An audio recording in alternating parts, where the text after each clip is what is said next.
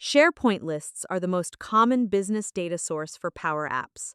Almost every Microsoft 365 organization already has SharePoint, so there's no extra license or setup cost. What a SharePoint list is. A SharePoint list is a structured table that lives on a SharePoint site. Columns can be text, number, date, choice, person, lookup, attachment, and more. Each item is a row. Why SharePoint works well. No extra cost in most MTAs since Seishanta Sync plans.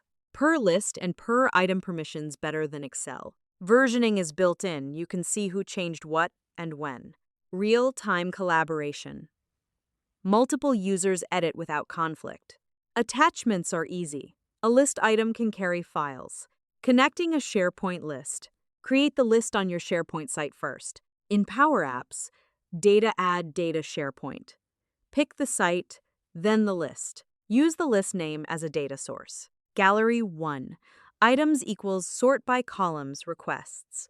Created, descending, watch out for. Choice and lookup columns return records, not strings. Use this item, status, value to display, and value, approved when patching. Person columns are records to this item, assigned to display name. Some SharePoint columns are non-delegable for certain operations. The formula bar will warn you with a yellow underline. Try this. Create a SharePoint list called Requests with Columns.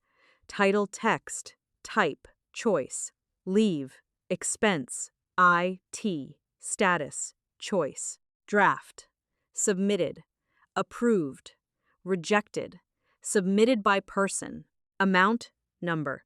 Build a small app that lists all requests and lets the user submit a new one.